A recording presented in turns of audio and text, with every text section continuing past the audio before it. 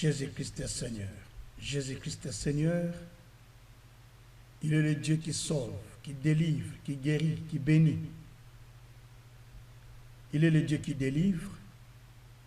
Tu peux sortir de ta situation si tu crois. Jésus-Christ est Seigneur. Jésus-Christ est Seigneur. Tu peux nous contacter au 0032 472 22 94 58 ou en français belge 0032 472 22 94 58. Les aveugles voient, les Seigneurs opèrent des choses qui sont surnaturelles. Il délivre par la puissance de la parole. Les ulcères sont guéris. Il délivre par la puissance de la parole. Il envoie sa parole et sa parole guérit. Les mioués parlent. Le Seigneur délivre même les mioués. Le Seigneur agit et opère au-delà de ce que nous pensons, de ce que nous demandons. Tout dépend de notre foi en lui, car Jésus-Christ est vivant. Tout est possible à celui qui croit. Si tu crois, tu verras la gloire de Dieu. Si tu crois, tu verras la puissance de Dieu. Dieu est vivant. Il est le même hier, aujourd'hui et éternellement. Tout est possible à celui qui croit en Dieu et tout est possible à Dieu. Il y a la joie à celui qui voit la puissance de Dieu. Il y a la joie pour un miracle qui est authentique. Jésus-Christ est vivant. Jésus-Christ est vivant. Crois au Seigneur Jésus, tu seras sauvé, toi et toute ta famille. Crois en lui, tu seras délivré. Crois en lui, tu vas hériter le royaume des cieux et la vie éternelle. Crois en lui, parce qu'il est le vrai Dieu. Dieu est un Dieu de tout le monde. Quiconque met sa confiance en lui et sa foi en lui, il est délivré et sauvé. Il délivre les stériles. Il guérit ceux qui sont stériles. Il leur donne des enfants. Car la Bible dit, il donne des enfants à celui qui était stérile. Il délivre les captifs. Ceux qui sont animés de mauvais esprits sont délivrés par la puissance de la parole de Dieu. Si tu crois, le Seigneur te délivre aussi. Notre numéro, c'est le 0032 472 22 94 58. Viens et vois ce que le Seigneur Jésus-Christ fait. Si tu crois la puissance de la parole, tu vivras le miracle de Dieu. Nos coordonnées sont là-dessus. Vous pouvez prendre nos coordonnées, nous recontacter et Dieu vous bénira. Merci au Dieu Tout-Puissant, merci au Créateur du ciel et de la terre. Merci à toi qui nous aide à contempler ta parole. Merci à toi qui nous aide à rentrer dans la profondeur de ta parole. Merci à toi qui ouvre notre esprit pour que nous entrons dans la dimension la plus approfondie. Merci à toi qui nous enseigne, Seigneur, la connaissance. Merci à toi qui réponds sur nous, Seigneur, ta grâce. Merci à toi, Seigneur, qui nous ouvre l'esprit pour contempler ta gloire, comprendre, Seigneur, le mystère caché. Béni sois-tu notre Dieu. Laisse que ton Esprit Saint commence à agir sur nous. Ton Esprit Saint commence à parler à notre intérieur. Ton Esprit Saint commence à nous enseigner. Que nous entrons dans la dimension de contemplation, la dimension de comprendre un autre niveau, Seigneur, de la connaissance. Oh Dieu, merci. Parce que assez, nous avons longtemps demeuré dans cette situation. Nous voulons sortir, notre Dieu, mais aide-nous, Père, à contempler ta gloire, à contempler ta puissance, à comprendre le merveille de ta parole. Et nous glorifierons ton Saint-Nom. Béni soit-il le Seigneur, béni soit-il le vrai Dieu. Merci, Père, pour ce que tu as accompli. Merci, Seigneur, pour ce que tu manifestes. Merci, Seigneur, pour ce que tu fais. Sois loué, sois béni, sois glorifié dans le nom puissant de notre Seigneur Jésus-Christ. Merci, Seigneur Jésus-Christ. Amen. Merci beaucoup à notre grand Dieu qui nous aide à pouvoir passer des moments agréables dans sa présence et surtout dans la parole. Merci au Créateur du ciel et de la terre, c'est lui qui nous enseigne, c'est lui qui nous apprend, c'est lui qui nous fait marcher dans la justice et dans la fidélité. C'est lui qui nous fait comprendre le mystère caché de tout le temps qu'il a révélé aux saints et qu'il n'a pas révélé à d'autres personnes. Merci au Tout-Puissant parce que le moment est agréable pour nous, afin que nous puissions rentrer dans la profondeur de la parole, dans la connaissance, pour que nous soyons capables de discerner quel est l'esprit qui nous anime, quelle est la pensée de Dieu à notre égard, qu'est-ce que Dieu attend de nous. Et cela est hyper important. Que Dieu soit loué. Nous parlons d'un sujet que j'ai déjà commencé qui s'intitule « Assez, je n'en peux plus ». Comme aussi nous pouvons le dire ensemble, « Assez, nous n'en pouvons plus ». Ce cri, c'est un cri de colère, c'est un cri de détresse, c'est un cri de révolte pour un peuple qui vit les injustices, pour une personne qui subit des sorts difficiles, pour une personne qui est dans la situation perpétuité, une situation sur laquelle il ne sait pas comment s'en sortir, pour une personne qui est au bout de sa force, pour une personne qui ne trouve pas l'issue à ses problèmes. Cette personne, au fond de son intérieur, il y a un cri qui sort, il dit assez, assez je n'en peux plus, ou c'est trop je n'en peux plus, ou je suis au bout, ou j'en ai ras-le-bol. Donc tout ça ce sont des expressions de quelqu'un qui est fatigué, qui est au bout. Mais alors Jésus nous dit dans Matthieu 11, au verset 28 et 29, « Venez vous tous qui êtes fatigués et chargés, venez à moi, je vous donnerai du repos. Venez vous tous qui poussez les cris assez. Venez vous tous qui poussez les cris c'est trop. Venez vous tous qui poussez les cris je suis fatigué de cette situation. Je suis au bout. » Jésus dit, venez à moi, je vais alléger votre charge. Venez à moi, venez me confier cette charge. Moi, je vais le prendre et je vais vous donner la paix. Voilà le message que nous enseignons. Voilà le message que nous transmettons au peuple de l'Éternel. Que Dieu soit loué. Alors, merci beaucoup à notre grand Dieu et merci beaucoup aussi à nous tous qui avons l'esprit de suivre les messages, quels que soient les caprices techniques. Mais nous nous disons ce qui est important, ce n'est pas la technique, mais les messages, la révélation, la profondeur, l'illumination. C'est cela qui nous préoccupe pour l'instant. Lorsque vous arrivez à ce point-là, vous allez vous connecter avec Dieu par l'esprit. Aussi, vous allez vous connecter à suivre ces messages par nos plateformes que nous utilisons, notamment YouTube, M7, TV1, ou vous pouvez aller sur Kazin Gabriel Ntsuka ou bien sur Kazin Ministries. Donc tout ça, vous allez trouver ça sur l'éveil Kazin Ministries, ou vous allez partir sur canalvienouvelle.org. Vous avez Radio In, Radio 2 ou M7 Radio. Donc vous avez 3 radios là-bas. Vous pouvez facilement les suivre ces mêmes enseignements.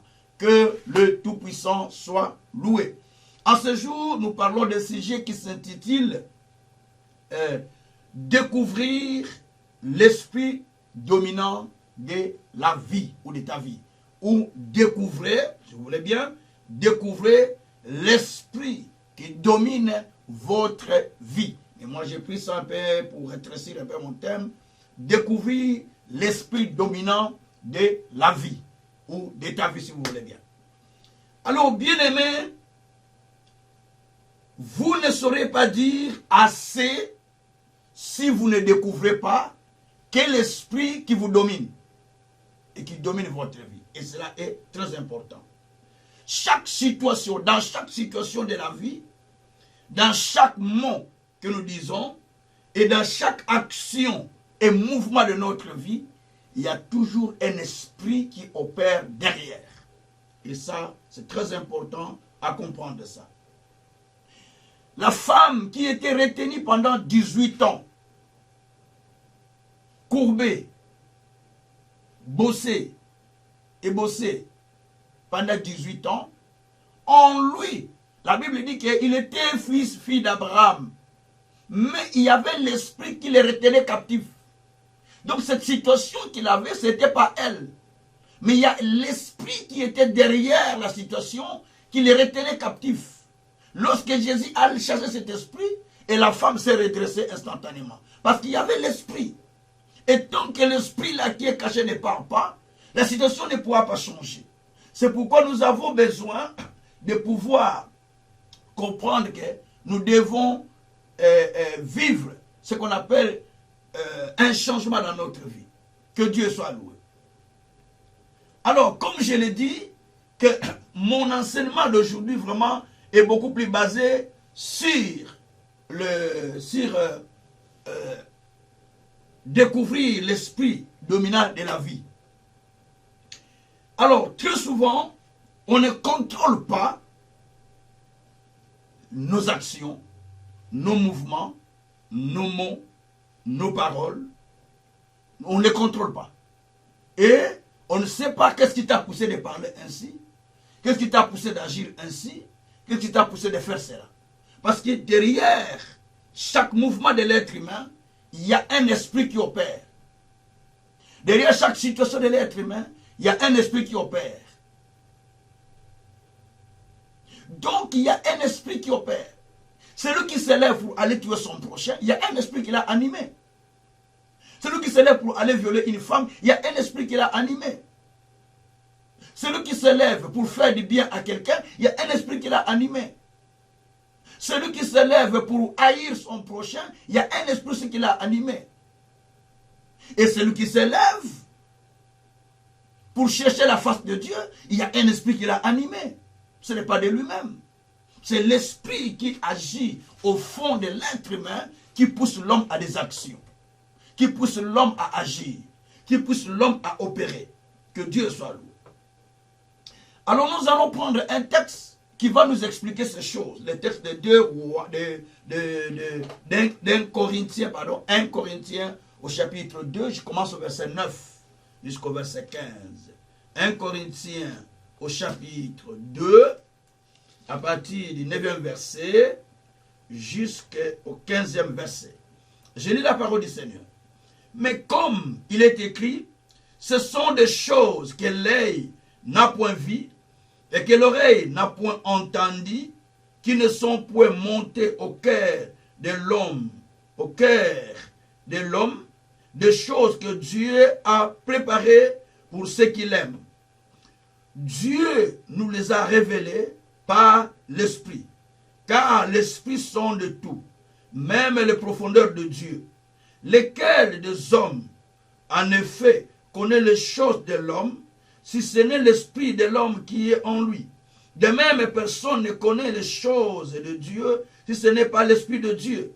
Or, nous n'avons pas reçu l'esprit du monde, mais l'esprit qui vient de Dieu, afin que nous connaissions les choses que Dieu nous a données par sa grâce.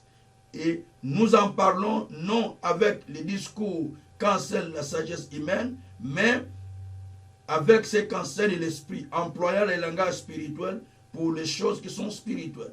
Mais l'homme naturel n'accepte pas les choses de l'esprit de Dieu, car elles sont une folie pour lui, et il ne peut les connaître parce que c'est spirituellement qu'on en juge. L'homme spirituel, au contraire, juge de tout. Il n'est lui-même jugé par personne. Gloire soit rendue au Seigneur. Alors, dans ce texte de l'apôtre Paul, qu'il a écrit aux Corinthiens, j'aime bien l'apôtre Paul parce qu'il a beaucoup écrit, et non seulement beaucoup écrit, mais il a beaucoup détaillé les mystères qui sont cachés, qui étaient cachés à nous et cachés aux plusieurs générations, mais que Dieu lui a révélé afin de les mettre à la lumière aux générations qui viennent. Donc nous sommes la génération suivante qui devait recevoir la lumière de Dieu par des enseignements que l'apôtre Paul nous a enseignés. Que Dieu soit loué. Alors, dans ce texte, le premier élément qui m'a beaucoup plus qui a attiré mon attention, donc, l'apôtre Paul dit que il y a des choses que l'œil humain ne voit pas. Il y a des choses que l'oreille naturelle ne peut pas entendre. Mais ce sont des choses que Dieu a réservées pour ceux qui l'aiment. Verset 9. C'est-à-dire, dans notre vie, il y a des choses que moi, personnellement, je ne connais pas. Que toi, personnellement, tu ne connais pas. Des choses que Dieu a réservées pour ceux qui l'aiment. Les choses qu'il a réservées pour ceux-là aussi qui aiment Dieu. Pas seulement ceux qui l'aiment. Mais pour ceux-là aussi qui aiment le Seigneur, il y a des choses que Dieu a réservées. Et ces choses que Dieu a réservées, il les a réservées pour éclairer le peuple de Dieu. Pour éclairer ceux-là qu'il aime et ceux-là que Dieu aime. Donc, il l'a réservé pour eux. Donc, si nous n'avons pas l'oreille spirituelle et les yeux spirituels, il nous sera difficile de comprendre les choses spirituelles. Parce qu'on ne les capte pas avec l'œil humain, l'œil naturel, et avec l'oreille naturelle.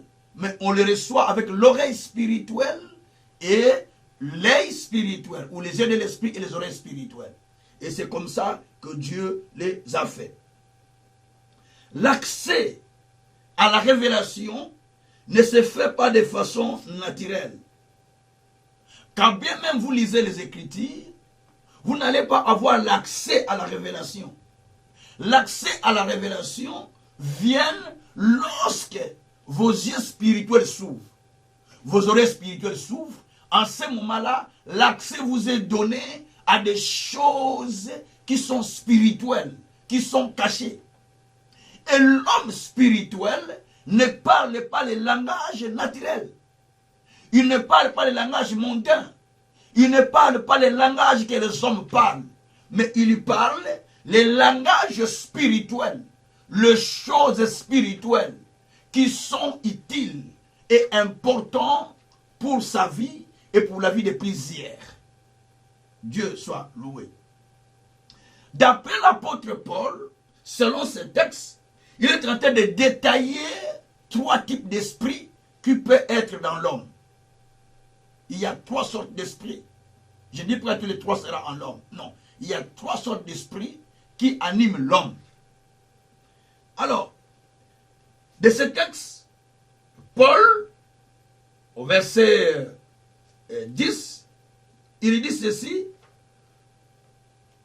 Au verset 9, il dit que les choses qui n'entrent pas dans le cœur de l'homme, que Dieu a révélé à ceux qu'il aime. Verset 10, il dit que Dieu nous les a révélés par l'esprit. Donc il parle des grands esprits avec E majuscule.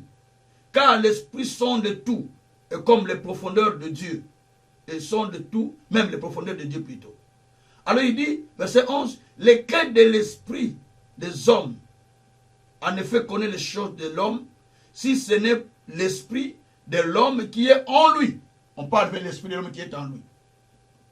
Et desquels, et de même, personne ne connaît les choses de Dieu si ce n'est pas l'esprit de Dieu.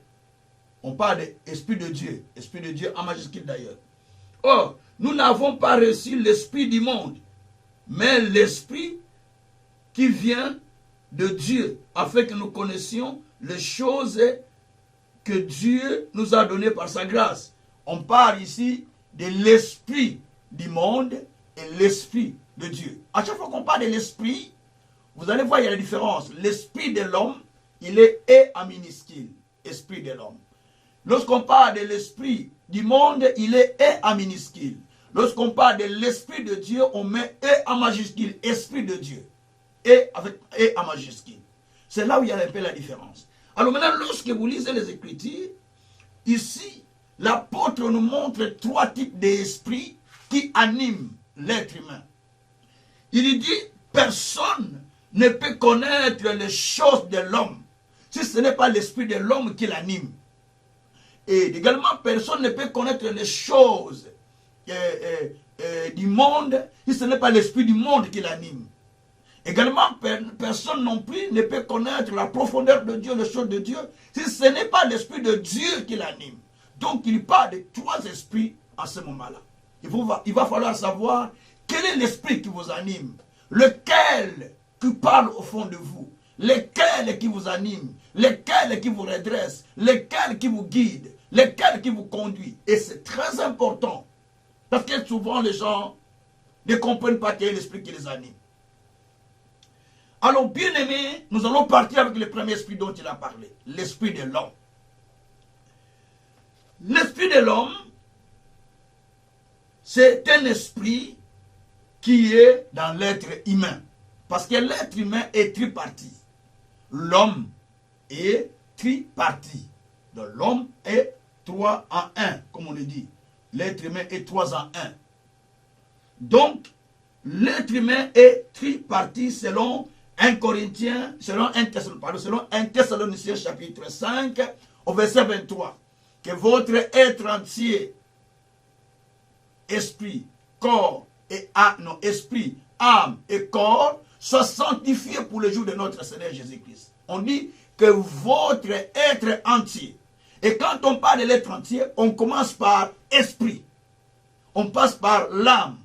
Et ensuite par le corps. On dit que tout cela soit sanctifié pour le jour de l'avènement de notre Seigneur Jésus-Christ. Ou pour le jour de notre Seigneur Jésus-Christ.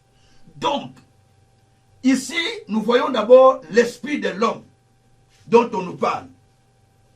L'esprit de l'homme, c'est cela dont on nous parle dans ce texte.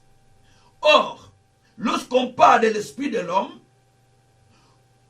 donc je voulais expliquer une chose.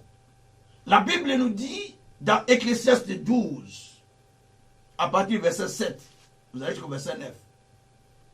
La Bible dit que à la mort, les batailles s'ouvrent, les portes s'ouvrent, le pleureur vient pleurer, mais avant que le corps ne retourne à la poussière, l'esprit sort déjà et il rentre auprès de Dieu. Je l'explique. Cela veut dire le corps que nous voyons, avec lequel nous voulons faire de la fierté de l'orgueil, elle est que poussière. Parce que Kazin, que vous voyez là, je suis poussière. Je ne suis que poussière. Mon corps, que vous voyez, c'est la poussière. La femme que vous voyez là, très jolie, habillée avec de belles robes, c'est la poussière. Si aujourd'hui elle n'est plus vivante, on vous amène à sa tombe après seulement une année, vous tirez, vous trouvez que de la poussière. Vous trouvez les ossements et la poussière. Et les poussières. Donc la beauté de l'être humain n'est que poussière. L'orgueil de l'être humain n'est que poussière. D'ailleurs, Salomon dit que c'est de la vanité. On n'est que poussière. On n'a pas besoin de faire de l'orgueil parce que vous êtes poussière. Vous devez profiter de la vie au moment où vous êtes vivant. Profitez de la vie avec votre famille, avec votre épouse, avec votre époux. Profitez. Profitez maintenant parce que vous êtes poussière. Vous allez retourner à la poussière. Profitez de la vie. Avec toute la famille. Parce que vous êtes poussière. Mais, ce qui est désolant, malgré qu'on est poussière, on n'est pas arrivé à discerner cette dimension que nous sommes poussière. Nous allons retourner sur la poussière et que nous devons maintenant prendre le temps de retourner vers Dieu, s'engager à Dieu, se donner à Christ pour que nous soyons utiles pour l'avancement du royaume, mais pour que aussi nous puissions une fois aller dans la présence de Dieu, demeurer auprès de Dieu pour devenir des esprits, parvenir à la perfection. C'est dans la Bible. C'est pas moi qui le dis, je vais vous donner ces versets. Alors, bien aimé, donc, l'esprit, c'est, la Bible dit qu'à la mort, le corps retourne à la poussière. Mais l'esprit sort, Ecclésiaste 12, verset 9, retourne auprès de Dieu. Donc, l'esprit n'est pas mortel. Mais ton corps et ton âme sont mortels. La Bible dit que le corps retourne à la poussière. La Bible dit que l'âme qui pêche mourra. Donc ton corps et ton âme sont mortels. La Bible dit que l'âme est allée dans le séjour de repos. Pour les chrétiens. Pour ceux qui croient en Dieu généralement. Ceux qui donnent leur vie à Dieu. L'âme est allée dans le séjour de repos. Maintenant pour ceux qui n'ont pas donné la vie à Dieu, l'âme va où? Entre parenthèses, un autre enseignement que je pourrais ouvrir une autre fois. Ça, ce sont des enseignements qui nécessitent vraiment un temps de les enseigner. Hein? Et vous pouvez comprendre tous les événements du temps de la fin, comment ça se passera, tout ça. Et c'est très important. Alors, bien aimé, ici, on nous parle de l'esprit qui retourne à Dieu, qui retourne dans le royaume de Dieu, qui retourne auprès du Seigneur.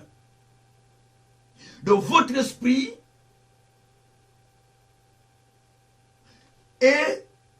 ne meurt pas, il ne meurt pas, mais il retourne auprès de Dieu. Donc il faut tout faire d'entretenir cet esprit avec la parole que vous écoutez, avec les bonnes choses, les bonnes pensées, les bonnes idées, ainsi de suite. Parce que cet esprit doit parvenir à la perfection pour vivre à côté d'Abraham et les autres, les Élie, tous les saints qui nous ont précédés. C'est pourquoi la Bible dit que quand vous lisez Proverbe 10, à partir du verset 22, la Bible dit que nous approchons auprès de Dieu, mais nous nous approchons aussi auprès des esprits parvenus à la perfection. Qui sont ces esprits? Mais ce sont des êtres humains qui étaient avec nous, des Enoch, des Élie, des Abraham, tous les saints qui nous ont précédés, qui sont parvenus à la perfection. Ils vivent dans la gloire du Père, adorant Dieu comme des anges. Nous aussi, il nous est réservé une place par Jésus-Christ. Il a dit, je m'en vais auprès du Père. Jean 14. Que votre cœur ne se trouble pas. Croyez en Dieu, croyez en moi. Je m'en vais auprès du Père, vous préparez une place. Et je reviendrai vous prendre. Jésus doit revenir chercher son église. Pour que nous puissions vivre dans la gloire de Dieu. Comment vous vous préparez? Croyez-vous qu'après la mort, vous serez préparé? Ou c'est maintenant qu'il faut se préparer? On se prépare avant. On prépare la pension pendant qu'on travaille, pas après, pas après. Bien-aimé, notre esprit est celui qui est beaucoup plus capital dans cette histoire dont nous parlons aujourd'hui. Que Dieu soit loué. Parce que dans le corps de l'être humain, ou dans l'être humain, il y a trois parties, le corps, l'âme et l'esprit. Le corps, c'est votre partie qui vous met en contact avec le monde réel. L'âme, c'est votre partie qui vous met en contact avec le monde mental, le monde psychique, le monde des idées, le monde de la volonté, le monde de la décision, le monde des émotions, le monde des pensées. C'est dans votre âme. Et avec votre âme plutôt. Mais aussi, votre esprit que Dieu a déposé en vous, vous met en contact avec l'Esprit de Dieu. Romains 8, verset 16. L'Esprit de Dieu témoigne à notre esprit que nous sommes enfants de Dieu. À partir du verset 14, pardon, vous montez. Ceux qui sont conduits par l'Esprit sont fils de Dieu. Et la Bible dit, quand vous passez verset 16, l'Esprit de Dieu témoigne à notre esprit que nous sommes enfants de Dieu. Donc c'est l'Esprit de Dieu qui parle à mon esprit que je suis enfant de Dieu. Comment sais-je que je suis enfant de Dieu? Parce que mon esprit me le témoigne. Ce n'est pas parce que je pars à l'église. Ce n'est pas parce que je suis né dans une famille chrétienne où ma maman priait beaucoup. Non. Non, non, non, non, non, non. Non, non, c'est pas ça. C'est parce que mon esprit me témoigne. Parce que l'esprit qui est à moi parle que toi tu es enfant de Dieu. Tu veux faire ça, tu dis non, non, non, non, non, non, non, ça c'est mal, c'est le péché pour toi, tu ne peux pas aller. Tu fais ça, non, non, non, non, non, non. L'esprit de Dieu communique avec l'esprit qui est en toi. C'est cela qui est le témoin au fond de toi qui est en train de te parler à chaque fois. Et l'esprit de l'homme est la lampe de l'Éternel. Proverbe. Dans Proverbe, au chapitre 20, verset 27, je peux lire ça, la Bible dit que l'esprit de l'Éternel, l'esprit plutôt de l'homme, est la lampe de l'Éternel. L'esprit, ton esprit qui est en toi, c'est la lampe de Dieu dans ton intérieur. Donc, Dieu a créé l'homme, en le créant, à la fin, il dépose une lampe en lui qui l'éclaire. Merci Seigneur. Une lampe qui l'éclaire. Et cette lampe est en train de lui éclairer le fond. Il est dit ici, avec Louis II, que j'ai, c'est la nouvelle, il dit, le souffle du Tout-Puissant est une lampe de l'Éternel. Il pénètre jusqu'au fond des entrailles. Mais quand vous lisez Louis II 1910 et d'autres versions Louis II toujours, on dit que l'Esprit de l'Éternel est la lampe, l'Esprit de l'homme est la lampe de l'Éternel. Donc l'Esprit qui est en l'homme, c'est la lampe de Dieu en vous. Il vous aide à découvrir la profondeur de vous-même. Il vous aide à découvrir la profondeur de vous et ce qui vous anime. Vous n'avez pas besoin d'un pasteur pour dire arrête le péché, mais l'Esprit qui est en vous est en train de sonder même votre intérieur. Tu ne peux pas me dire que je ne sais pas ce que je suis. Non. Si tu es sorcier, tu le sais. Arrêtez ces aventures. Tu le sais. Parce que l'Esprit qui est en toi te dit que toi tu es sorcier. L'Esprit qui est en toi te parle. Si tu es assassin, l'Esprit te dit que toi tu es assassin. L'Esprit qui est en toi opère, agit en toi. Donc c'est pourquoi Dieu a mis l'Esprit de l'homme comme lampe à son intérieur. La Bible dit que l'Esprit de l'homme est la lampe. Donc l'Esprit que tu as, la lampe de Dieu. Donc tu as la lampe de Dieu au fond de toi-même. Cette lampe de Dieu t'aide à communiquer avec la lampe de Dieu dans le ciel. C'est pourquoi Romain te dit l'Esprit de Dieu communique avec mon petit esprit. L'Esprit, le grand Dieu, ou Dieu communique avec l'Esprit de l'homme, en autre terme. Donc l'Esprit de Dieu communique avec l'Esprit de l'homme. L'Esprit de Dieu, c'est en majuscule, veut dire Dieu est esprit.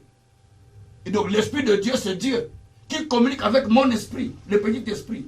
Donc j'ai la lampe au fond de mon cœur. Païens ou croyants, tous nous avons cette lampe. C'est pourquoi vous allez voir un païen aussi, des fois il ne veut pas faire du mal. Ce n'est pas parce que, non, parce qu'il a la lampe. Un païen aussi fait du bien, plus que même un croyant, parce qu'il a la lampe. Un païen aussi n'aime pas faire du tort à quelqu'un, parce qu'il a la lampe au fond de lui. Dieu a mis cette lampe à l'intérieur de tout être humain qui est sur cette terre, croyant ou pas, païen ou pas, il a cette lampe en lui. Mais lorsque cette lampe reçoit l'influence maintenant, soit du monde, soit de soi-même, soit celui de Dieu. Lorsqu'il reçoit l'influence, c'est là où la lampe doit maintenant savoir, cette lampe est alimentée avec quel carburant? Carburant de Dieu? Carburant du monde? Ou carburant, je ne sais pas, de Satan? Ou de soi-même? Donc tout cela, ça prouve que l'être humain doit savoir, il est animé de quel esprit? Merci mon Seigneur. Alors l'Esprit de Dieu c'est la lampe. Si l'Esprit de Dieu c'est la lampe, veut dire qu'il doit éclairer. Il doit éclairer la personne. Donc Dieu a mis dans le corps de l'être humain l'âme. Et dans l'âme, il y a les émotions. Dans l'âme, il y a les pensées. Dans l'âme, il y a la volonté. Et il a déposé encore dans l'être humain, ce qu'on appelle dans le corps de l'être humain, ou dans l'être humain, l'esprit. Donc dans l'esprit, donc quand nous entendons l'esprit, c'est la partie qui se met en contact avec Dieu. Cette partie qui se met en contact avec Dieu. Je n'écoute pas la parole avec ma chair. Sinon ça va rien faire. C'est pourquoi beaucoup de gens, bien qu'ils vont à l'église, mais la parole ne fait rien parce qu'ils reçoivent la parole avec les oreilles naturelles. Oh, la Bible dit que ce sont des choses que l'œil humain n'a pas vues, que l'oreille naturelle n'a pas entendues. Mais ce sont des choses que Dieu révèle par esprit à l'homme, à l'esprit de l'homme. Dieu le révèle par esprit. Donc si tu n'es pas animé de l'esprit de Dieu, ou l'esprit de Dieu ne te communique pas à ton esprit, c'est-à-dire qu'il y a un problème. C'est que ton esprit est occupé à une autre personne. Que Dieu soit loué. Alors, donc, l'esprit est mis en l'homme comme étant la lumière qui éclaire son intérieur, qui éclaire sa profondeur. C'est avec cet esprit que Dieu communique avec l'être humain. Avec cet esprit, Dieu communique à l'homme. Avec cet esprit, Dieu transmet son message pour que l'homme comprenne ce qu'il est. Il est pratiquement impossible à l'homme de ne pas se connaître. Donc, tu te connais toi-même ce que tu es. Tu te connais, tu n'es pas ignoré de ce que tu es. Tu le sais. Si tu as la vraie foi, tu le sais. Si tu as la fausse foi, tu le sais. Tu peux tromper les gens, mais tu ne peux pas te tromper toi-même, évidemment. Évidemment, tu ne te trompes pas. Je te dis. Je te dis. Je peux prêcher comme ça. Les gens disent, ah, c'est un bon pasteur. Un pasteur qui craint Dieu. Mais moi, je sais ce que je suis. Peut-être que je ne suis pas vrai. Mais je suis un vrai, hein. N'oublie pas. Hein. Je ne suis pas une aventurière. Mais tu te connais toi-même. Quelqu'un te dit, je suis un homme de Dieu, je suis un serviteur, je suis un croyant. Mais ce qu'il vous dit, ce n'est pas ce qu'il est. Donc, il parle aux gens, mais l'esprit dit que toi, tu n'es pas ce que tu es en train de dire quand même. Pourquoi tu es en train de dire à d'autres personnes comme ça? Parce que l'esprit les convainc qu'il n'est pas de Dieu. Ah, ça c'est très important. C'est très, très, très important. Donc, nous devons faire attention parce que l'esprit peut être occupé par un autre esprit et tu ne comprends pas, tu n'es pas conscient de ce que tu fais. Et là, tu deviens quelqu'un qui est possédé par l'ennemi, comme le fou, il ne sait pas ce qu'il est en train de faire parce que ce n'est pas lui-même. Il y a un esprit qui opère en lui. Comme des gens qui violent, ce sont des esprits qui habitent en eux. Comme les gens qui font du mal, c'est les esprits qui habitent en eux, comme les sorciers, tout ça. Ce sont les gens qui sont possédés par l'esprit étranger, par l'esprit étranger qui est en train d'opérer en eux. Et c'est cela qui fait des mauvaises choses. Alors, l'esprit de l'homme peut être étouffé. Ton esprit peut être occupé. Peut être occupé par beaucoup de choses. Et ça ne se met plus en contact avec Dieu. On va le lire dans les Écritures. Bien-aimés, la parole de Dieu, la joie, la prière, l'adoration, la louange, l'action de grâce sont les ingrédients pour bien entretenir ton esprit. Il est dit dans Proverbe 17, verset 22. La Bible dit qu'un cœur joyeux est un remède. Un esprit attristé déprime les os. Donc, un cœur qui est dans la joie apporte la guérison dans la vie de l'être humain. Mais un cœur qui est opprimé, qui est attristé par des idées noires, par des choses, par des inquiétudes, la Bible dit qu'elle amène la destruction des os. C'est-à-dire, elle amène des maladies, des cancers, beaucoup de choses. Cela vient parce que souvent, je ne dis pas généralement, c'est ça, je ne suis pas scientifique, mais je dis parmi les éléments qui peuvent détruire le corps de l'être humain. Donc, c'est là, la tristesse peut détruire le cœur d'une personne. La tristesse selon Dieu amène à la repentance. Mais la tristesse selon la chair détruit les os, les inquiétudes, la haine, toutes ces mauvaises choses, les ambitions, les choses mauvaises, des mauvaises ambitions évidemment, les envies, pas des ambitions, des envies, pardon, les envies, les mauvaises choses qui peuvent détruire la vie de l'être humain. Tout cela peut amener l'esprit à être attristé. Mais un cœur joyeux est un remède. C'est pourquoi l'homme doit entretenir son esprit par les paroles, par les psaumes, par les hymnes et par toutes ces choses qui peuvent lui rendre la joie spirituelle. La joie ne vient pas par l'argent, mais la joie vient de l'intérieur, au fond de soi-même. Ce n'est pas pour certaines personnes croient que pour être dans la joie, il faut être riche. Non, non, non, non, non, non. La joie, on doit la créer. Et la joie doit être spontanée. La joie doit venir. C'est pas en fait que les gens vont dans des salles de théâtre, suivre un humoriste, suivre un artiste, et tout ça, pour se procurer de la joie. C'est parce qu'on doit créer la joie au fond de soi-même. Puisque vous êtes attristé, vous allez créer des idées noires jusqu'au point où vous vous suicidez. Jusqu'au point où vous sentez que tout est mal dans ce monde. Parce que vous n'avez pas de la joie à l'intérieur. Vous devez développer la joie avec ce que Dieu vous donne. Il y a des gens qui n'ont pas ce que vous avez, mais ils sont en train de faire des choses. Vous savez, il y a des gens qui n'ont pas tout ce que vous avez, qui n'ont pas les membres que vous avez, qui n'ont pas les pieds, les mains, mais ils s'engagent à servir Dieu. Ils s'engagent à mener les âmes au Seigneur. Bien-aimés, laissez-moi te révolter. Ils amènent les gens au Seigneur. Ils sont dans la joie parce que Dieu amène les gens au Seigneur au travers d'eux. Ils n'ont pas d'argent peut-être, mais ils sont dans la joie parce qu'ils ont le souffle de vie. Il y a ceux qui sont des fois qui ont aussi beaucoup de moyens, mais qui ne sont pas dans la joie, qui ne sont pas heureux. Ce n'est pas seulement l'argent qui rend heureux. Mais il faut créer la joie au fond de soi-même, la joie de vivre, la joie d'être présent, la joie d'être dans la présence de Dieu, la joie d'être un humain, la joie. Mais il y a des gens que tu connaisses, qui ont tout mais qui sont déjà morts. Il y a des gens que tu connaisses, qui sont comme toi, ou qui étaient comme toi, qui ne sont plus, mais sois dans la joie. Pourquoi tu veux te rendre plus? Il y a des gens qui sont dans des situations plus que toi. Mais c'est parce que tu ne comprends pas. Tu te cantonnes à ta situation, regarde aussi les autres, pour voir à quel point ils sont. Mais ils n'ont pas fait attention à leur situation. Je ne fais pas attention à mon handicap pour l'instant. Non, regarde, je ne fais pas attention. Je prêche la parole. Mais cela, ils ne voient pas. Je vois avec un seul, mais je m'en fous. Au contraire, je sais qu'il y a un Dieu qui est puissant, qui va amener la vie. J'ai dit, Dieu merci parce que tu m'as déjà guéri. Dieu merci parce qu'il a déjà intervenu. C'était l'accident qui est arrivé. Tu ne peux pas en refuser. Mais il y a des choses qui arrivent dans notre vie. Les circonstances de la vie nous amènent à beaucoup de choses que nous n'avons pas attendues.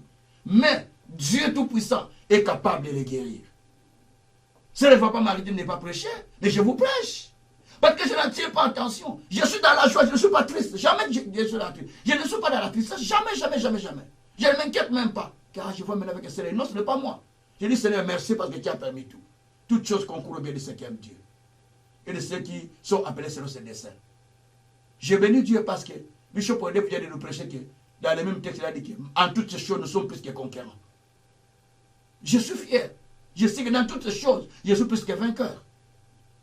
Donc, bien aimés, nous devons comprendre que, avec mon esprit, selon que je suis en train de les développer, je peux m'orienter dans la mauvaise orientation ou dans la bonne orientation. Mais l'esprit de l'être humain, c'est la lampe. La lampe qui entretient ton intérieur. C'est la lampe qui éclaire ton intérieur. L'esprit de l'homme éclaire l'intérieur de l'être. Mais c'est la lampe de Dieu d'ailleurs qui éclaire ton intérieur. Il est dit aussi dans Proverbe 18, verset 14. L'esprit de l'homme le soutient dans sa maladie. Merci Seigneur. Alléluia. L'esprit de l'homme le soutient dans sa maladie. Donc, ce qui vous soutient quand vous êtes malade, ce ne sont pas les gens qui viennent vous dire « Oui frère, ça va passer. Oui ma soeur, ça va passer. Oui madame, ça va passer. Monsieur, ça va passer. » Non! C'est ton esprit d'abord qui est en toi qui doit te soutenir. Si ton esprit n'est pas nourri de la vérité, comment va-t-il te soutenir? Il faut que ton esprit soit nourri de la vérité de la parole de Dieu. De la vérité que tu dois être guéri parce que Jésus a pris ta maladie à la croix. Oui, tu ne diras plus que tu es malade parce que Ésaïe 33, 24 dit que ceux qui sont à la montagne de Sion ne diront plus jamais qu'ils sont malades parce qu'ils ont déjà obtenu les pardons de leurs péchés. Mais tu commences à te nourrir de ces choses, quand bien même la maladie est là, quand bien même les douleurs sont là, tu dis non, moi je ne suis pas inquiet parce que mon esprit est rempli de joie que Dieu est au contrôle de tout. Il a tout accompli pour moi, il fait tout. Je ne m'inquiète pas parce que par ses maîtrises, je suis déjà guéri.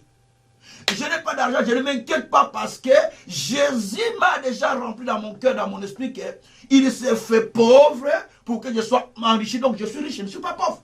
Et c'est comme ça que moi je raisonne dans ma façon de voir, parce que mon esprit est rempli de ça. Il faut remplir ton esprit de quelque chose. Pendant que les gens crient, pendant que les gens pleurent, pendant que les gens se lèvent, tu dis, moi, ça ne sera pas ainsi. 1000 tombent à droite, 10 000 autres, mais moi, je ne serai pas atteint. Mon cas n'est pas leur cas. Mon cas sera différent et je vais témoigner Dieu parce que Dieu est un Dieu vivant. Comment veux-tu attendre Dieu faire un miracle dans ta vie lorsque toi, tu te plains tout le temps? C'est impossible. Priez, cherchez Dieu, mais ça ne se fera pas. Ce n'est pas moi qui le dis, c'est la parole. Parce que tu n'as pas d'espérance. C'est par la foi qu'on reçoit les choses. C'est par l'espérance. Si tu t'inquiètes, c'est dire que tu n'as plus d'espérance. La Bible dit que ton espérance ne sera pas Dieu aussi. Donc il faut que ton espérance continue encore à se développer au fond de toi.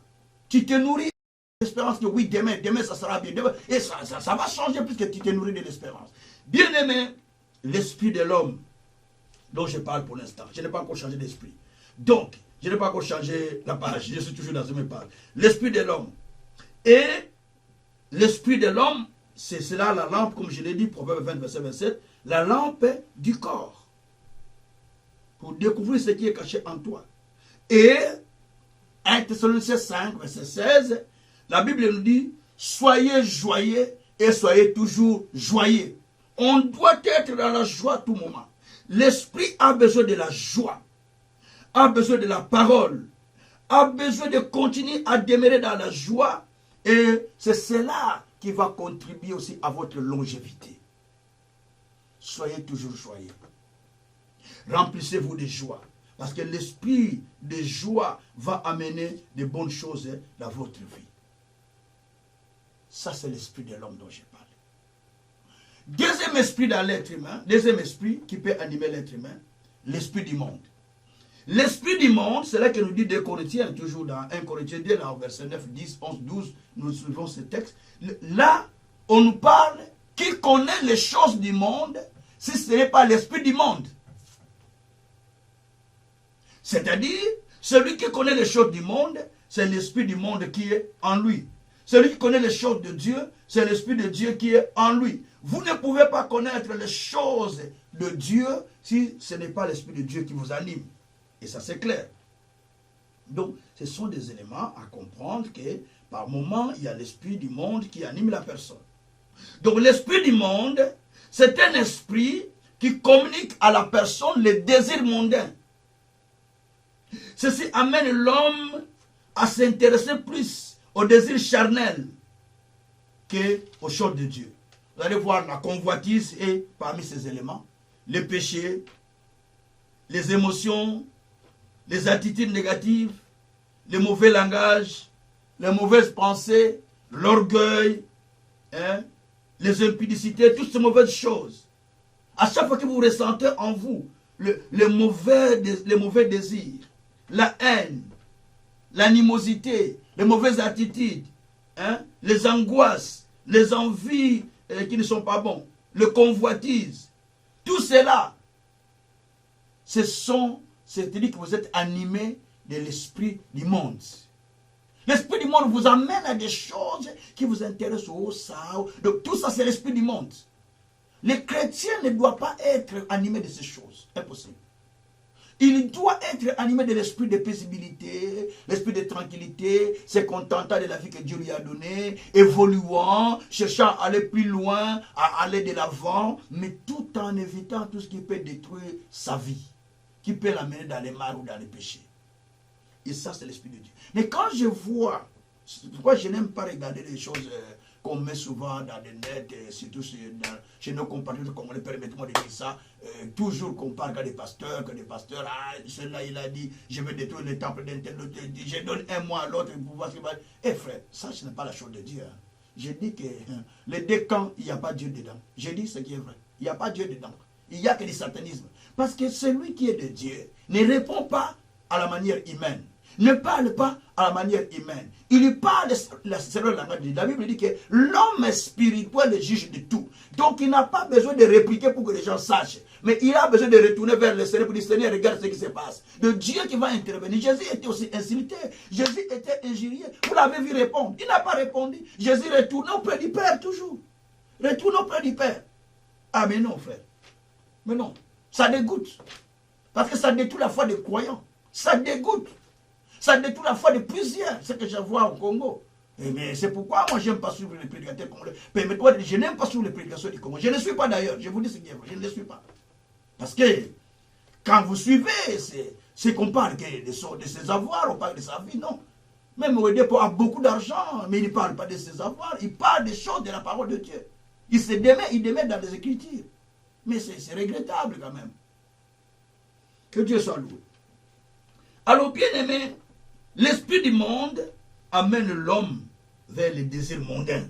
C'est pourquoi vous voyez la haine, la jalousie, les empoisonnements au milieu des gens, parce que l'esprit qu'ils ont, ce n'est pas l'esprit de Dieu, c'est l'esprit du monde qui anime. Quand l'esprit du monde commence à vous animer, vous allez commencer à avoir beaucoup de problèmes. D'ailleurs, la Bible dit dans 1 Jean 4, verset 20 à 21, que nous n'avons pas reçu l'esprit du monde. Nous avons reçu l'esprit de Dieu. C'est pourquoi nous avons la crainte de Dieu. L'esprit de Dieu amène la crainte de Dieu à nous. L'esprit de Dieu, c'est l'esprit qui nous enseigne beaucoup de choses. D'ailleurs, la Bible nous dit que le monde que vous voyez est dirigé par les malins. Il est amené par les malins. Nous ne sommes pas animés de l'esprit des malins, mais nous sommes animés de l'esprit de Dieu. Jésus a dit, vous êtes animés de l'esprit de votre père, le diable. Parce que vous parlez son langage. Vous parlez comme lui, vous agissez comme lui. Donc vous n'êtes pas animé de l'esprit de Dieu, vous êtes animé de son esprit. Attention avec l'esprit qui vous anime. Je ne sais pas lequel qui vous anime. L'amour de Dieu doit nous pousser à obéir au commandement de Dieu. L'amour de Dieu, l'esprit de Dieu doit nous pousser à obéir au commandement de Dieu. Et à aimer Dieu, effectivement. Et ça, c'est l'esprit du monde qui ne veut pas voir son prochain, qui est jaloux de son prochain. À l'église, il rentre, il voit, il est encore là aujourd'hui. Il a la haine contre son frère. Mais pourquoi tu as la haine contre lui? Quelqu'un passe, il dit, ouf, c'est là encore. Waouh, regarde comment c'est habillé. Tu n'apprécies même pas même la façon que l'autre a prêché. Tu n'apprécies même pas. Tu veux qu'on te loue, mais qu'on ne loue pas Dieu. Tu veux qu'on t'apprécie, mais qu'on n'apprécie pas les autres. Tu n'apprécies même pas ceux qui sont avec toi. Tu n'apprécies même pas ceux qui sont à côté de toi. Comment veux-tu apprécier Dieu? Impossible. Si tu n'arrives pas à apprécier ceux qui sont à côté de toi, tu ne pourras pas apprécier ce que Dieu te dit. Impossible. C'est-à-dire que tu es animé par l'esprit du monde, par l'esprit de Satan. Parce que le monde est animé par l'esprit des malins. 1 Jean 5, verset, je pense, 19. Donc le monde est dirigé par l'esprit des malins. Donc si tu es animé de l'esprit du monde, tu es animé de l'esprit de Satan. Malgré que tu viens à l'église, malgré que tu lis la Bible, malgré que tu prêches, mais tu es animé de l'esprit des malins. Tu n'es pas animé de l'esprit de Dieu. De l'esprit de l'orgueil, l'esprit de haine, l'esprit de jalousie. Chacun a reçu un petit don de la part de Dieu. Il n'y a pas un Dieu supérieur dans ce monde. Il n'y a pas quelqu'un qui est au-dessus de l'autre. Chacun a une portion qu'il a reçue. Il y a celui qui a reçu 4, celui qui a reçu 3, celui qui a reçu 2, selon la capacité que Dieu a déposée à chacun. Donc tu n'es pas plus grand que l'autre. Tous nous sommes des ouvriers dans le champ de l'Éternel. Chacun reçoit sa récompense selon le travail qu'il va rendre à l'Éternel. Et pourquoi cet orgueil? Mais pourquoi cette haine? Mais pourquoi cette confusion totale dans l'église aujourd'hui? Quel esprit qui vous anime quand vous allez dans vos églises? L'esprit de compétition. Mais c'est l'esprit qui a animé aussi les Corinthiens, non? Dont Paul a parlé. Qui est de Paul? Qui est Paul? Qui est Apollos? Qui est mort pour vous? C'est Paul, Apollos ou c'est Jésus? Voilà. Et les chrétiens sont aujourd'hui, moi je suis d'un tel, je ne t'aime. Est-ce que lui il est mort pour toi? Mais ce n'est que Dieu qui est, si ce n'est que Jésus qui est mort pour toi à la croix. Oh merci Seigneur. Finalement, troisième, c'est l'Esprit de Dieu. L'Esprit de Dieu nous aide à découvrir la profondeur de Dieu. Ce que disent les Écritures.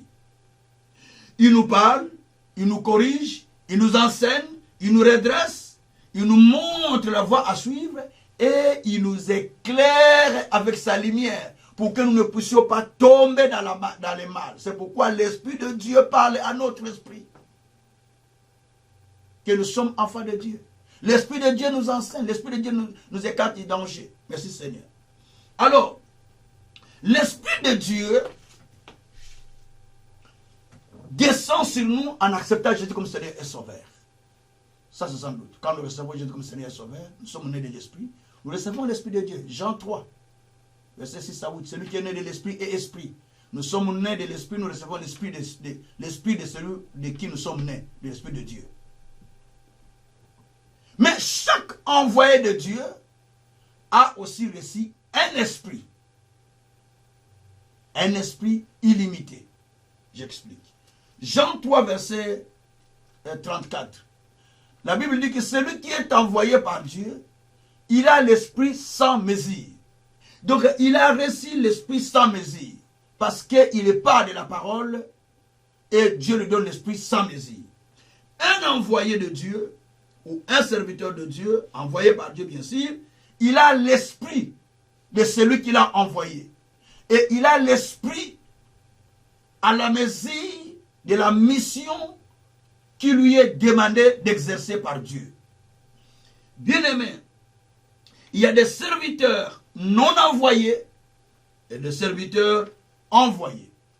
Les envoyés ont des criches d'eau sur leur tête parce qu'ils ont reçu l'esprit d'aller annoncer cela, d'aller annoncer le message, et Dieu a déposé sur eux l'esprit et la criche sur la tête. Donc les paroles en eux. Ils annoncent sans limite. Ils auront des révélations chaque instant parce qu'ils ont la criche. Ils ne copient pas. Ils ne font pas ça, mais ils ont la criche selon la mission de Dieu. Mais ceux qui sont fabriqués eux-mêmes, donc ils se cherchent et ils vont aller même dans le monde de l'ennemi pour chercher des choses. Mais ils n'ont pas la criche d'eau. Et ça, c'est le plus grand danger. Ils ne sont pas sûrs de leur Dieu. C'est pourquoi ils s'égarent facilement. Alors, bien-aimés, si vous n'êtes pas vous n'avez pas d'humilité, vous n'allez pas être utilisé par Dieu, croyant comme serviteur de Dieu. Ceux qui sont envoyés, ils sont humbles. Ils laissent leur esprit aux descendants, même après leur mort, l'esprit vit. Ça. Même après la mort des envoyés de Dieu, leur esprit vit. C'est dans la Bible. Même après la mort des envoyés, leur esprit vit. L'esprit continue à vivre. Bien-aimés, dans la Bible, vous allez voir dans 2 Rois 3, Élisée était mort. On l'a enterré. Quelques années plus tard, on vient d'enterrer un jeune. Et on voit les Moabites qui venaient, on jette le corps. Le corps est allé toucher les ossements d'Élisée. L'esprit là, tellement qu'il était vivant, il vivait encore. Il est rentré dans la personne est devenue vivante, elle est retournée à la vie. L'esprit d'un envoyé ne meurt pas. Merci Seigneur. L'esprit d'un envoyé ne meurt pas. Je vais le lire dans les Écritures, il y a plusieurs endroits. Bien-aimé, Moïse, envoyé de Dieu, dans Nombre 27, verset 18 à 20. La Bible dit que Dieu dit à Moïse, s'il prendra Josué fils de Nun, tu le mettras devant le public et les sacrificateurs. Tu lui donneras des instructions et tu lui imposeras les mains. Je prendrai de l'esprit qui est en toi, je le mettrai en lui. Il va recevoir la dignité que toi tu as, afin que le peuple les craigne. Lorsque Josué avait reçu cet esprit par l'imposition des mains de Moïse, il a reçu l'esprit de Moïse. Quand Moïse est mort, Josué continue à travailler, mais avec l'esprit de Moïse. Ce n'est pas avec son esprit. Il a séparé les eaux de Jourdain avec l'esprit de Moïse. L'esprit que Dieu avait déposé à Moïse, qu'il a pris, qu'il a déposé en lui, c'est cela qui l'a mené à faire des miracles. Il a arrêté le soleil. Le soleil a arrêté sa course avec l'esprit qu'il était chez Moïse. Donc cet esprit continue à agir en lui, continue à travailler en lui. De même, il y a beaucoup de gens dans la Bible que nous pouvons lire qui étaient porteurs de l'esprit d'un leader, d'un père, d'un envoyé de Dieu. Ils avaient le même esprit qui marchait avec eux. Commençant par Abraham. Élisée était animé de l'esprit de son père. Élie plutôt. Isaac, pardon. D'Abraham. Il était animé de l'esprit d'Abraham. C'est pourquoi il a fait les mêmes choses qu'Abraham. Vous ne voyez pas que lui, Abraham s'est marié avec une cousine, mais Isaac s'est marié avec qui? Avec une cousine. Et Jacob avec une cousine. Parce qu'ils étaient animés de l'esprit de leur père, qui descendait de eux. Et quand Dieu est apparu à Jacob, il a dit, je suis le Dieu de ton père, Abraham et Isaac. Donc il montre que je suis le Dieu de ton père. Le Dieu qui a donné l'esprit à ton père, c'est le même Dieu qui a donné l'esprit à Isaac, et c'est le même Dieu aussi qui t'apparaît aujourd'hui. Il faut bien comprendre ça en tant que serviteur de Dieu, si vous êtes serviteur de Dieu. Alléluia. Bien-aimés, quand vous recevez un prophète de Dieu, vous recevez la récompense du prophète selon Matthieu 10, versets 40 à 42. Vous recevez les prophètes, mais vous recevez celui qui l'a envoyé, et vous recevez la bénédiction de celui qui l'a envoyé. Donc vous recevez l'esprit de celui qui l'a envoyé.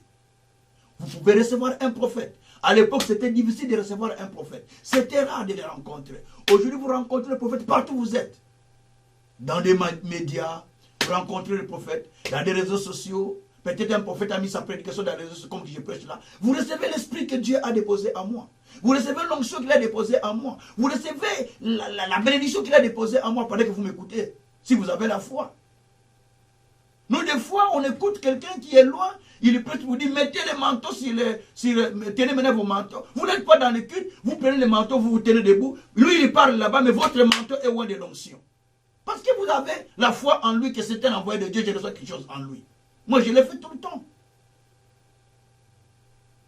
Donc, vous pouvez recevoir des choses comme ça. Donc, vous recevez l'esprit de la personne qui est envoyée. Donc, Josué a travaillé avec l'esprit de Moïse. Élisée a travaillé avec l'esprit d'Élie, des rois. Chapitre 2. La Bible dit, lorsqu'il revenait, ils ont traversé, Élie a frappé, les autres se sont séparés. Ils sont partis. Mais de l'autre côté, Élie dit, mais demande-moi ce que tu veux que je te donne. Lui, il croyait qu'il va demander la prière. Il dit, non, non, non, non, donne-moi le double de ton esprit. Ah! Il dit, mais comment ça? C'est difficile pour voir ça, mais si tu verras quand je serai enlevé, tu auras ça. Et Élisée était attentif aux paroles du maître. Et lorsque le maître partait, l'esprit là, il a envolé pour aller dire, non maître, ne maître pas partir avec cet esprit. Comment il ne m'a pas donné ça? Maître, comment? Comment tu parles ça de cavalerie? Et il a fait tomber son manteau. Et les manteaux là, il a ramassé.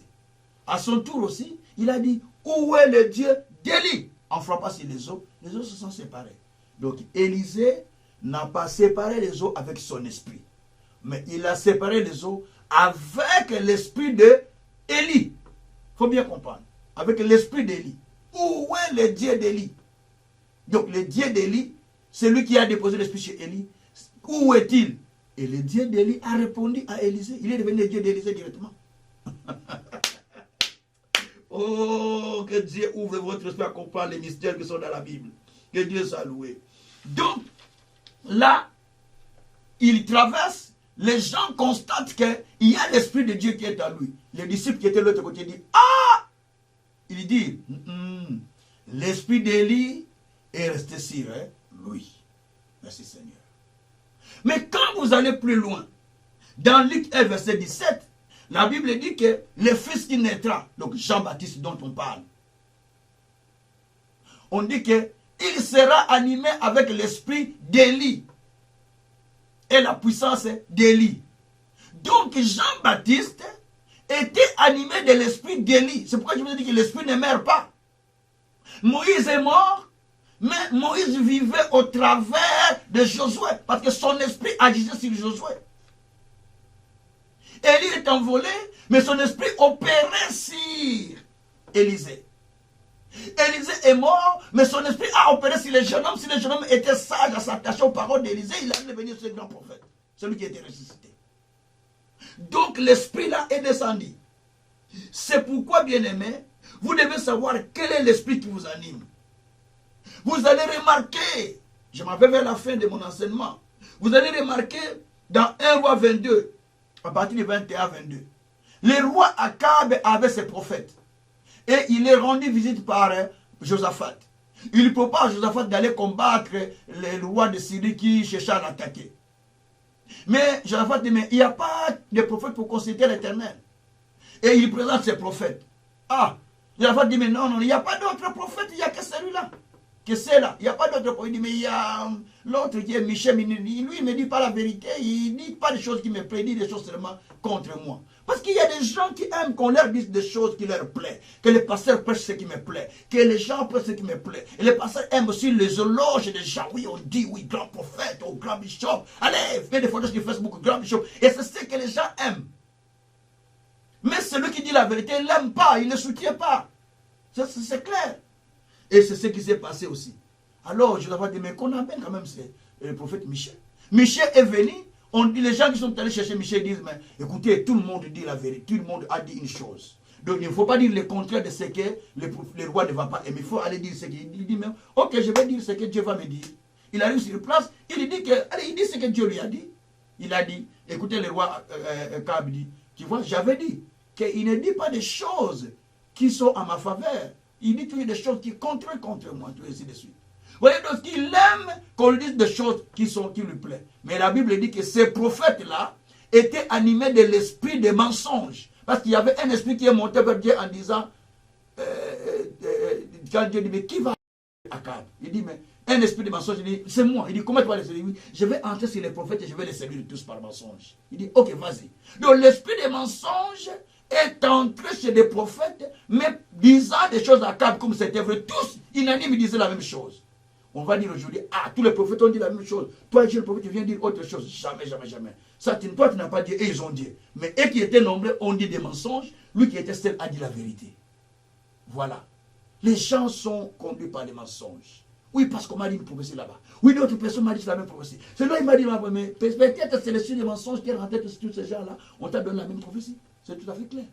Quand quelqu'un va te dire la prophétie contraire, il dit, ah, il ne m'aime pas. Mais toi, tu vis dans l'impudicité, tu vis dans les mal, tu vis dans les mensonges, tu vis dans tout ce qui est mauvais, mais tu continues à servir Dieu, tu continues à prier Dieu pour qu'il soit béni. Oh frère, oh, je vais me marier demain, que Dieu me donne un mari, oh, que Dieu me donne une sœur. Mais non, mais tu es déjà dans le péché. Comment voulez-vous que Dieu vous donne encore? Vous avez déjà, faites ce que vous voulez, parce que vous êtes déjà dans le péché. Pendant que toi tu voles, tu veux que Dieu te bénisse. Pendant que toi tu fraudes, tu veux que Dieu te donne quoi? L'homme au double visage, la femme au double visage. Mais à l'église, tu es sainte. Hein? Oh non. Non. Bien-aimé, quel est l'esprit qui est derrière vous? Dans ce que vous avez entendu, dans chaque parole que vous avez écoutée, il y a l'esprit qui est rentré en vous. Dans ce que vous regardez, il y a l'esprit qui rentre en vous. Quel est l'esprit qui vous anime? En conclusion, quel est l'esprit qui vous anime? Parce qu'il doit avoir quand même un esprit qui vous anime. Dans ce que vous écoutez, dans ce que vous entendez. Voilà là où je m'arrête en ce jour. Bien-aimés, nous avons été rachetés par Dieu pour devenir un royaume de sacrificateurs pour Dieu. Nous avons été choisis pour marcher dans la crainte de Dieu, pour écouter la voix de Dieu. Quel esprit qui t'anime? Derrière ta situation, il y a un esprit. Derrière ton langage, il y a un esprit. Derrière tes agissements, il y a un esprit. Derrière ce que tu fais, il y a un esprit. Derrière ton mouvement, il y a un esprit. Mais alors, quel est l'esprit qui t'anime? Quel est l'esprit qui t'anime? C'est l'esprit de Dieu ou l'esprit du monde? D'autres personnes sont dans le couple, mais ils sont animés par l'esprit du grand frère qui est de l'autre côté, ou des grandes sœurs.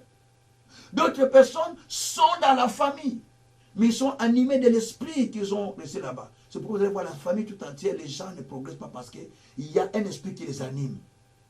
Ils vont à l'église, ils prient, mais un esprit qui les anime. Et de cet esprit, ils ont toute une domination, ils ont toute une vie qui est détruite, qui est réduite à rien. Parce qu'il y a un esprit qui les anime. Quel est l'esprit qui t'anime? Quel esprit qui parle en toi? C'est cela qu'il faut détruire. C'est cela qu'il faut détruire. Il n'y a pas une longue prière aujourd'hui. C'est la destruction de l'esprit qui t'anime toi-même. Tu connais l'esprit qui t'anime. Quand tu as rendez-vous déjà avec quelqu'un que tu vas sortir avec, tu sais l'esprit qui t'anime, non? Quand tu as l'esprit déjà que je vais me divorcer, tu sais l'esprit qui t'anime, non? Quand tu as l'esprit qui dit déjà que je vais aller sortir avec cette femme ou cet homme, tu sais l'esprit qui t'anime, non? Quand tu te dis, moi je ne paye pas la dîme, non, je ne paye pas les dons à l'église, je ne paye pas, non, non, ils exagèrent. Tu sais l'esprit qui t'anime, non? C'est l'esprit de la pauvreté qui t'anime. Quand tu te dis, à moi vraiment, celui-là, je ne vais pas le voir. D'ailleurs, les frères, là, je passe là, je n'aime pas l'entendre. Ce frère-là, je n'aime pas le voir. Ceux-là, je n'aime pas le voir. Tu sais l'esprit qui t'anime, non? L'esprit de Satan. Parce que la Bible, celui qui n'aime pas, il n'a pas l'esprit de Dieu. C'est ce que dit la Bible. Celui qui n'aime pas son prochain ou son frère n'a pas l'esprit de Dieu. 1 Jean 4, verset 20 et 21. Quel est l'esprit qui t'anime? Tu n'observes pas les commandements. Tu n'as pas l'esprit de Dieu. La Bible dit que celui qui a l'esprit de Dieu l'amène à observer les commandements de Dieu. Donc qui est animé par un autre esprit. Quel esprit qui t'anime? Examine-toi aujourd'hui. Comment tu peux dire assez, je n'en veux plus, ou je n'en peux plus, alors que tu es animé par un esprit, mais tu fais des prières qui ne vont pas être accomplies. La Bible dit que celui qui n'observe pas les commandements, sa prière passe en malédiction. Proverbe 29, 8, je pense. 28, 9. Pardon. Celui qui n'observe pas les commandements, sa prière passe comme une malédiction. Bien-aimé, c'est la conclusion de mon message. Quel esprit qui t'anime? Quel esprit qui travaille avec toi? Quel esprit qui te contrôle? Quel esprit qui te conduit? Tu te réveilles le matin, tu es déjà emporté. Quel esprit qui t'a animé la nuit? Tu te réveilles le matin, tu as changé l'attitude. Quel esprit qui t'a animé? Tu vois ta femme revenir au travail, directement tu fermes les yeux ou tu fermes le visage. Quel esprit qui t'amène? Tu vois ton mari revenir, tu étais dans la joie, directement la joie est finie. Quel esprit qui t'anime? On t'appelle au téléphone, tu parles. Quand juste tu vois peut-être ton enfant arriver bien, ton cousin, directement dit, il est venu encore. Quel esprit qui t'anime? Voilà, tu peux comprendre maintenant l'esprit qui t'anime si tu es enfant de Dieu véritable. Tu peux être un enfant de Dieu, mais tu es animé par un autre esprit. Tu peux être un enfant de Dieu, tu es séduit par l'ennemi. Ne savez-vous pas que le vieux prophète avait séduit les jeunes prophètes? La Bible dit qu'il était animé de l'esprit des mensonges pour tromper les jeunes prophètes. Viens, Dieu m'a dit, va, allons manger ensemble. Les jeunes prophètes sont partis, ils ont mangé. Pendant qu'ils mangeaient, l'esprit de Dieu rentre dans la même bouche des vieux prophètes. Il dit, oh, l'homme qui est allé manger, au retour, il sera tué en route par un lion. La même bouche était animée par l'esprit des mensonges et par l'esprit de vérité. Attention. Attention. Ça peut être ton cas. Tantôt tu es animé par tel esprit, tantôt l'autre esprit. Ah, c'est très dangereux ça. Quel est l'esprit qui t'anime? Des fois tu forces la vie, ça ne tient pas. Tu forces les choses, ça ne tient pas. Il y a un esprit, papa, maman. Ce n'est pas en fait, il y a un esprit qui te retient quelque part. Tu forces la vie pour s'en sortir. Tu cherches à éviter ce qui est dans ton cœur. Mais ça revient. Ça revient. Il y a un esprit qui t'amène quelque part. C'est la descente à la destruction qui est là. L'esprit là. Tu te maries, mais tu ne fais pas de longues années. Allez, ça casse. Tu prends l'autre, ça casse. C'est l'esprit qui t'anime. Tu fais l'affaire, ça cherche à aller, ça tombe. Hein? Mais il y a un esprit. Il faut savoir quel est cet esprit. Alors la destruction est donnée aujourd'hui à cet esprit. Et proclamée à cet esprit. Aujourd'hui la destruction est proclamée pour cet esprit. Prions le Seigneur. Détruisons. Alléluia. Au nom de Jésus. Papa, je détruis tout esprit qui anime ma vie, qui anime ton peuple, qui anime ceux qui m'écoutent. L'esprit contraire à la pensée de Dieu. L'esprit contraire à la révélation de Dieu. L'esprit contraire à l'esprit du Tout-Puissant. Je te détruis. Je te détruis. Je te détruis. Au nom de Jésus, je détruis l'esprit du diable, l'esprit de l'ennemi, l'esprit de Satan dans la vie de mes enfants, dans la vie de mon épouse, dans ma vie, dans les membres qui me suivent, qui m'écoutent à ce moment. J'ai détruit cet esprit, l'esprit de mort, l'esprit de maladie, l'esprit de tristesse, l'esprit de confusion, l'esprit de l'ennemi. Je te détruis en ce jour, je te détruis en ce jour, je te détruis en ce jour. L'esprit de la haine, l'esprit de la jalousie, l'esprit de critiques au milieu de l'église de Dieu, je le détruis, je le détruis, je le détruis sur les serviteurs, je le détruis sur le peuple de Dieu, au nom de Jésus. L'esprit de l'ennemi qui habite le peuple, qui habite l'église, l'esprit de l'aveuglement, je te détruis aujourd'hui, je te détruis aujourd'hui, au nom de Jésus. L'esprit de confusion, je te détruis, l'esprit de malheur, je te détruis, l'esprit de mort, je te détruis, l'esprit d'échec, je te détruis, l'esprit de manque de réussite, je te détruis, l'esprit de séparation et de divorce dans des familles, je te détruis, l'esprit de confusion, je te détruis, l'esprit de l'ennemi qui domine la vie des gens, je te détruis au nom de Jésus, au nom de Jésus, au nom de Jésus. Je proclame maintenant que le sang de Jésus nous couvre, que le sang de Jésus te couvre, que le sang de Jésus nous couvre tout entier au nom de Jésus-Christ. Je demande, Seigneur, que la paix du Christ, qui dépasse toute intelligence, puisse nous couvrir par le nom de Jésus, par le nom de Jésus, par le nom de Jésus, par le nom de Jésus. Seigneur, merci pour la destruction de cet esprit qui dominait ma vie, qui dominait la vie de mon frère, de ma soeur, qui dominait la vie de chacun. Allez, je détruis, Seigneur, l'esprit de Satan, l'esprit de l'ennemi, l'esprit du diable dans la vie de celui qui m'écoute maintenant. Allez, priez pour toi-même, priez toi-même. Détruisez l'esprit que tu ressens au fond de toi. Je détruis cet esprit qui résiste, je le détruis au nom de Jésus. Seigneur, je sais maintenant en ce moment que tout esprit qui s'élève contre ton enfant, contre le peuple de Dieu, contre moi-même, contre ma famille, contre l'œuvre de Dieu, contre mon ministère, contre le peuple qui m'écoute, je le détruis par la puissance de l'Esprit Saint, au nom de Jésus, au nom de Jésus. Esprit des accidents, je te détruis, esprit de maladie, je te détruis, esprit de mort, je te détruis, esprit de compulsion, je te détruis, au nom de Jésus, au nom de Jésus. Merci Seigneur. Je proclame à l'instant la paix, la gloire, qui est l'amour qui descend par le Saint-Esprit, par le nom de Jésus-Christ. Merci Père. Touchez le cœur, je vais prier. Dieu Tout-Puissant, il est dit que ton esprit parle à notre esprit, que nous sommes enfants de Dieu. Laisse maintenant que ton esprit parle à notre esprit. Il est écrit que l'amour de Dieu a été répandu par le Saint-Esprit. Répands ton amour, ô Esprit de Dieu. Répands l'amour en nous et l'amour de Christ. Donne en nous la soif de te chercher, la soif, le désir de chercher, de contempler ta gloire. Mets en nous les fardeaux des âmes perdues, pour que les âmes soient sauvées. Accorde-nous les nations et les extrémités de la terre, pour que ces derniers soient sauvés, Seigneur, par ta parole. Donne-nous les Seigneur. Accorde-nous les nations et les extrémités de la terre. Ouvre-nous les portes pour le salut des âmes. Ouvre-nous les moyens pour amener les âmes au salut, par la puissance de l'Esprit Saint, au nom de Jésus-Christ. Seigneur, merci pour ta parole. Merci pour ce que tu as fait. Sois béni, sois glorifié. Au nom de Jésus-Christ. Amen. Merci beaucoup, merci beaucoup. Que Dieu vous bénisse là où vous êtes. Que Dieu vous bénisse, vous qui m'avez suivi. Glorifiez le nom du Seigneur dans votre vie. Exaltez le nom du Tout-Puissant.